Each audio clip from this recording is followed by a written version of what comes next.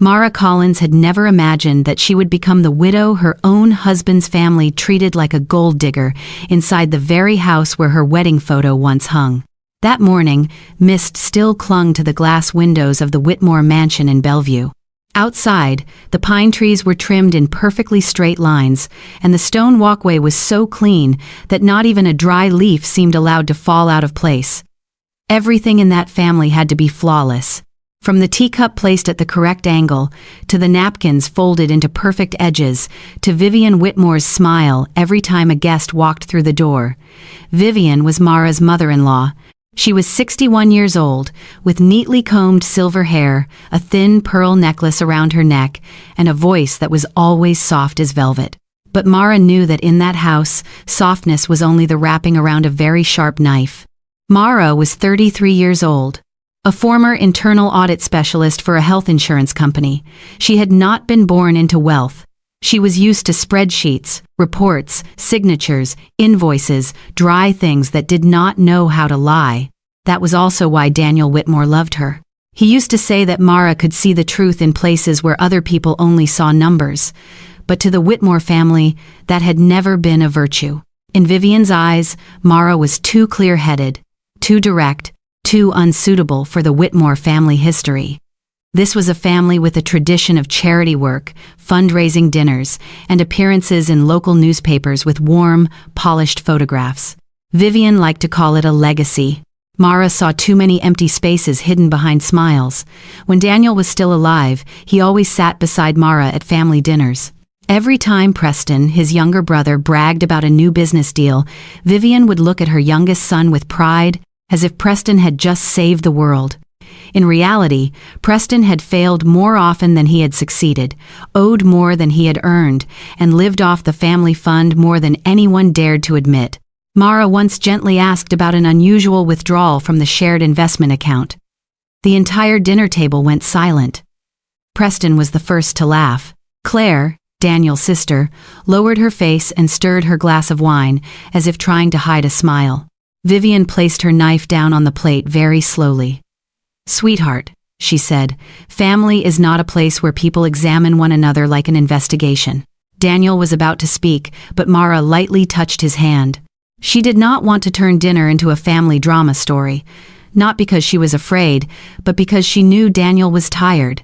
He had spent his whole life trapped between duty and the feeling that he owed something to his own family. Then Daniel died in a car accident on a rainy night. Only 8 months earlier, the phone call came close to midnight, short, cold, and cruel. From that moment on, Mara's world was torn in two. One half was the memory of the husband who used to hold her hand in their small kitchen.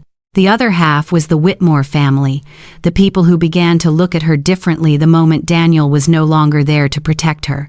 At the memorial service, Vivian stood before hundreds of people and said Daniel was the pride of the Whitmore bloodline. She talked about his childhood, his school years, the summers by the lake with Preston and Claire. She talked about family, tradition, and blood. But Mara's name was mentioned only once, like a small note at the bottom of a page. Mara sat in the front row, her hands tightly folded in her lap. She did not cry, not because she was not in pain, but because the pain was too large. It stood still inside her chest like a stone. After the funeral, Vivian began appearing more often. She brought soup, checked the mail, asked about the house keys, the safe, and Daniel's documents. She did everything with the gentle voice of a worried mother. But her eyes were not searching for peace for Mara. Those eyes were searching for paperwork.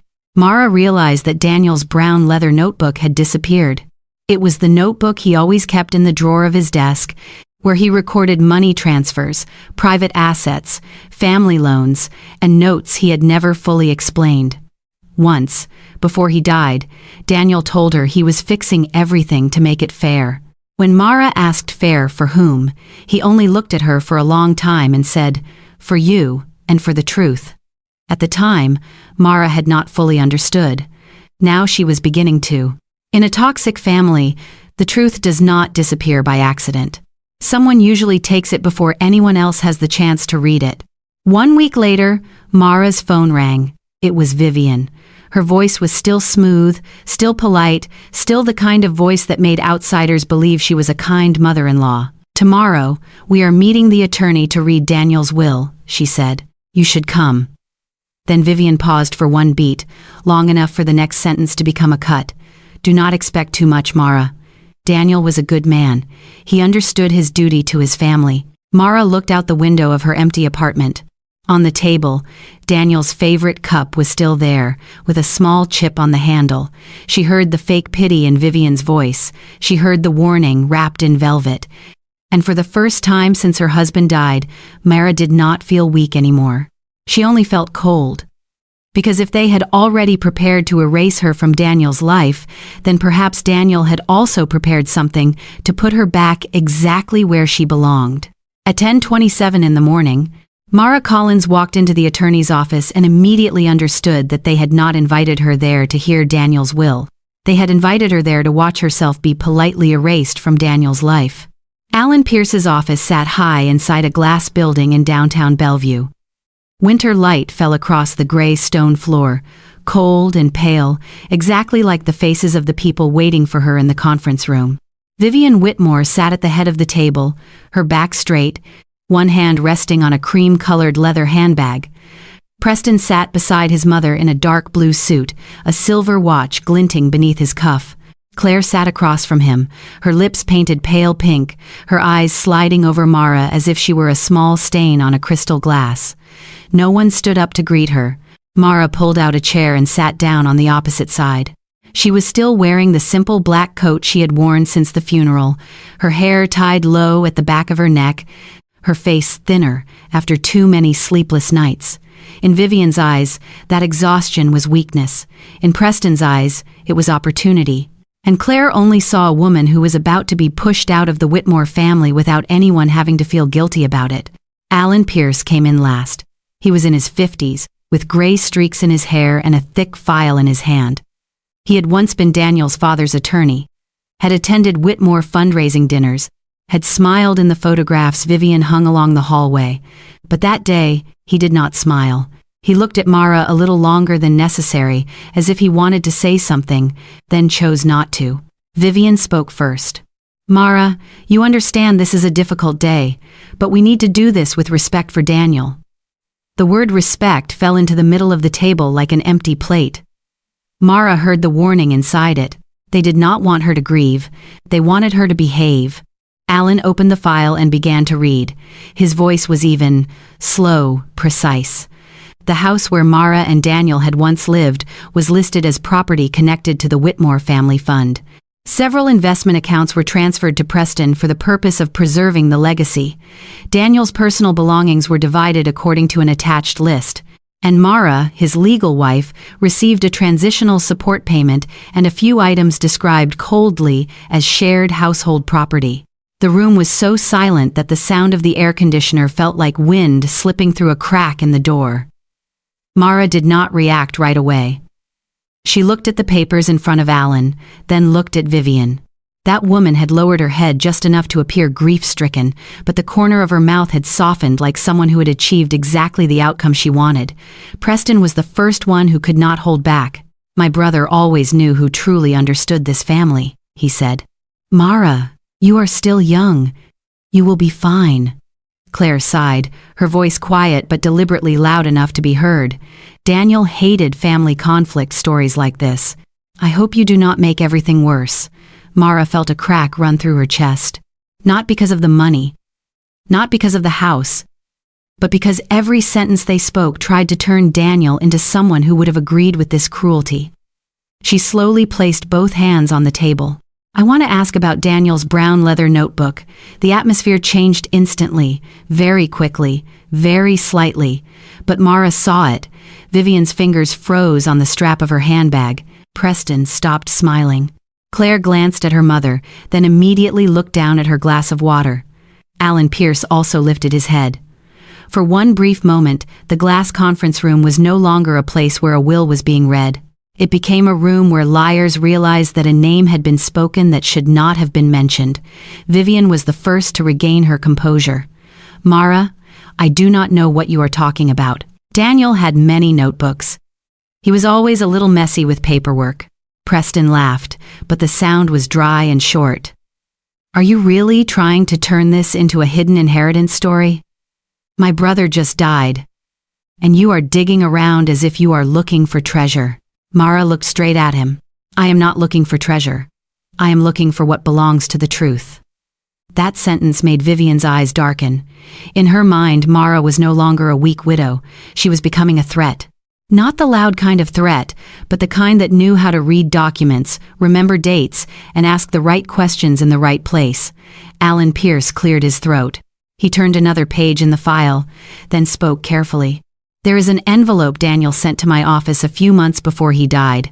He requested that it only be opened if a dispute arose after the reading of the will. Vivian snapped her head toward him. Alan, that is not necessary. Our family is grieving. Mara is simply being controlled by emotion. Preston slammed his hand on the table. Exactly.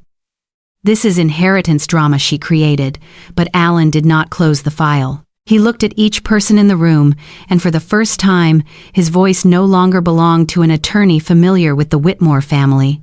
It belonged to a man who had just remembered that he had a responsibility to the dead. I will pause today's meeting so I can review the conditions for opening that envelope. Vivian stood. The chair behind her scraped across the floor with a sharp sound. She stepped closer to Mara, her perfume light but expensive, settling over the air like poisonous mist.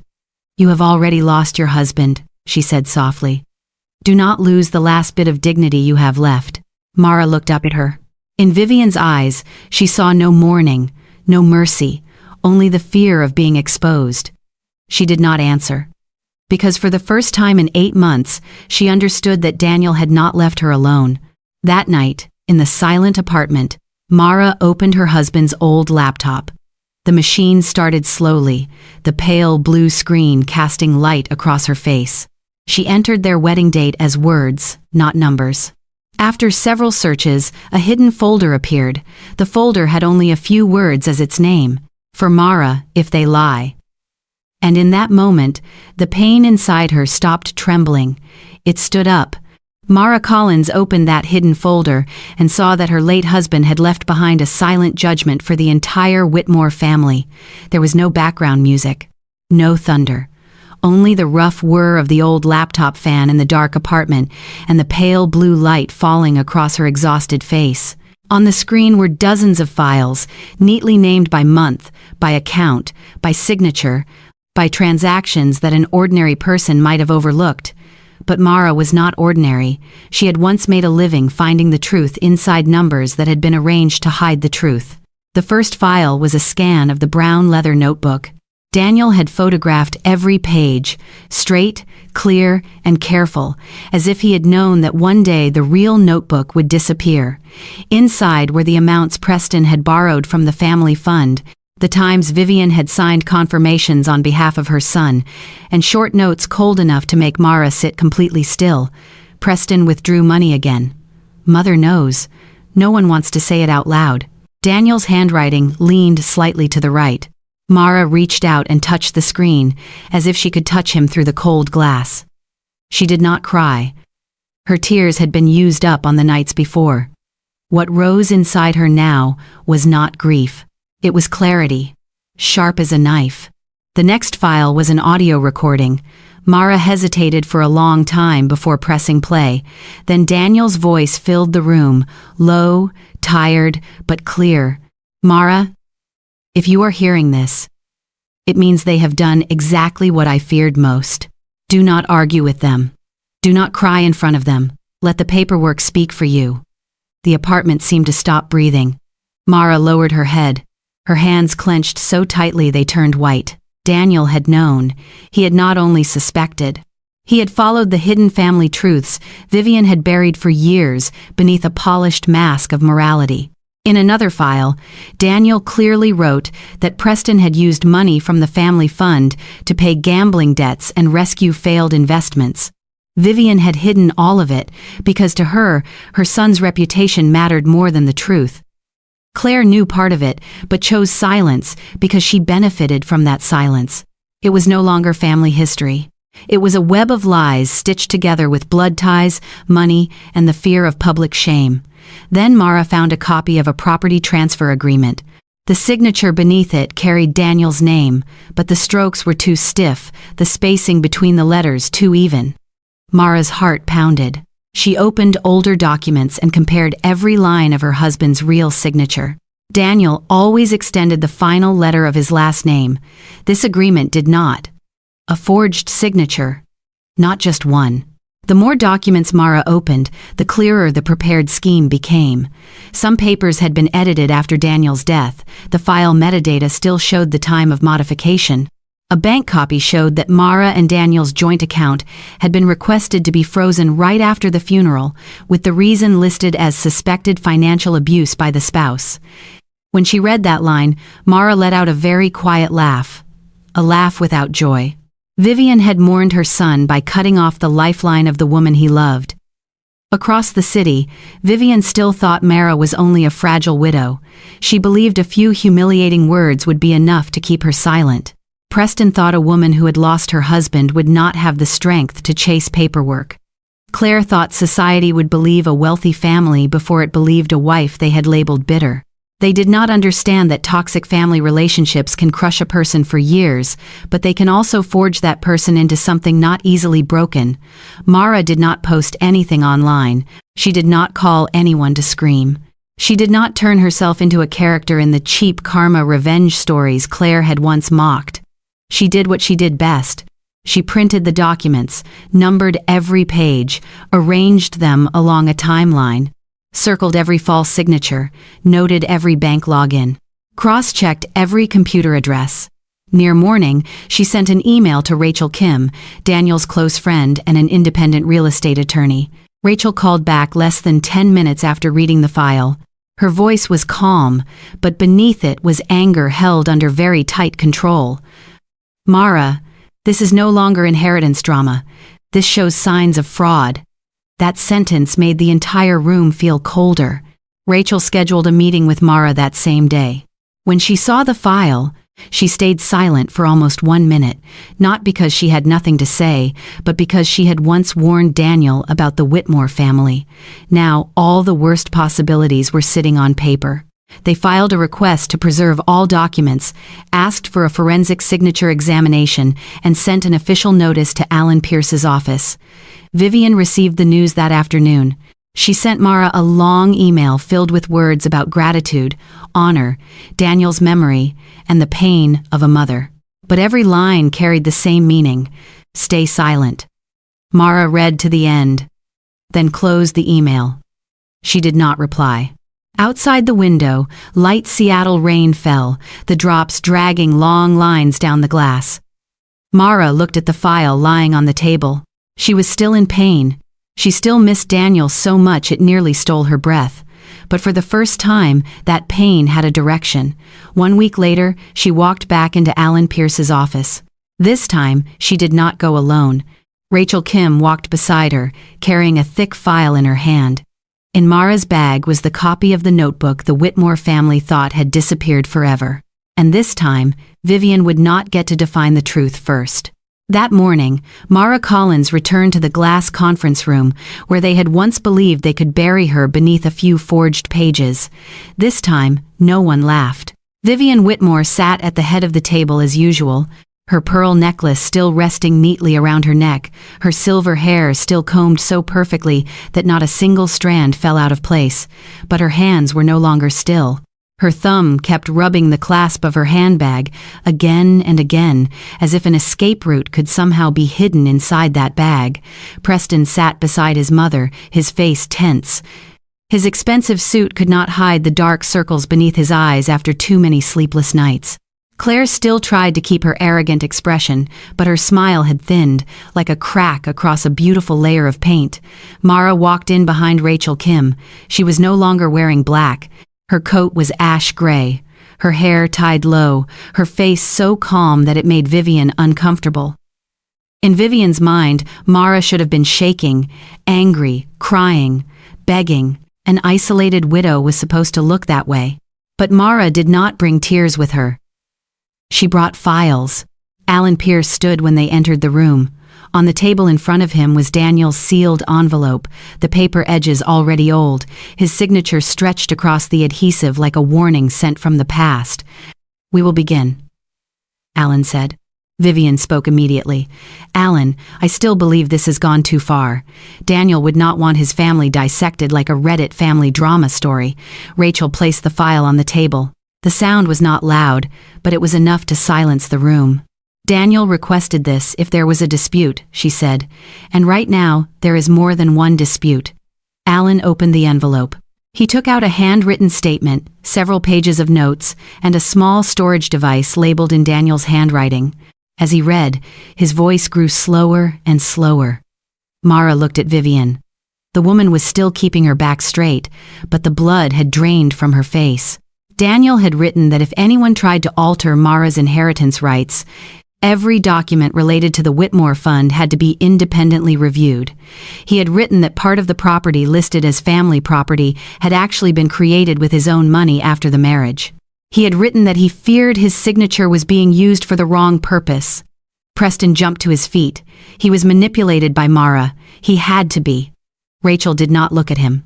She opened the first file. The signature on the property transfer agreement does not match Daniel's real signature from the last 6 years. The final stroke is missing. The slant is different. The pressure of the pen is different. She opened the second file. The document was edited after Daniel's death. The room froze.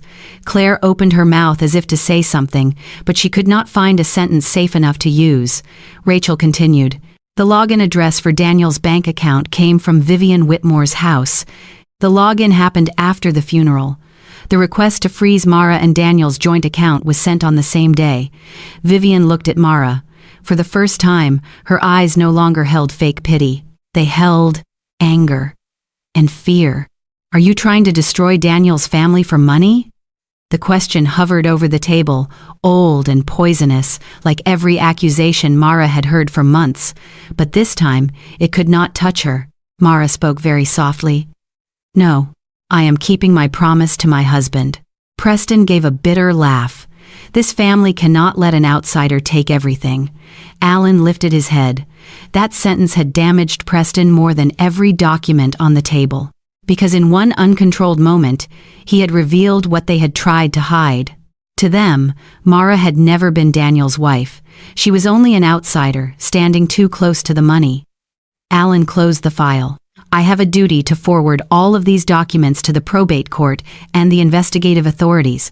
There are indications of forged signatures, asset fraud, and interference with a will. No one said anything. No one needed to scream. No one needed to pound the table. This was not the loud kind of revenge found in best revenge stories. This was cold, slow, certain justice, the kind that forces liars to hear their own breathing in a room that is far too bright. After that, the court recognized the private assets Daniel had left to Mara. The Whitmore family fund was audited. Preston was investigated. Vivian lost control of the accounts she had once treated like her private kingdom. Claire disappeared from charity events, where she had once smiled as if her family had no stain at all. Mara did not celebrate. She sold the house Daniel had once wanted to leave. Part of the money was used to create a small scholarship fund in his name for forensic accounting students. To her, it was not a victory. It was a way to turn loss into something useful. 1 year later, Mara opened a financial consulting firm for women who had been manipulated by toxic family relationships, women who were divorced, widowed, or pushed out of their own lives through paperwork and lies. She was no longer the widow people pitied. She became the person others came to when they needed someone to believe in the truth before it was too late. Vivian once sent her a letter, not exactly an apology, just a collection of excuses written on expensive paper. Mara did not answer. Some doors do not need to be slammed shut, they only need to never be opened again. If this story made you think about hidden family truths, inheritance drama, karma revenge stories, or a toxic family that kept someone silent for far too long, leave a comment below. If you were Mara, would you expose them? Or would you have walked away sooner? Like the video, subscribe to the channel, and share your story below.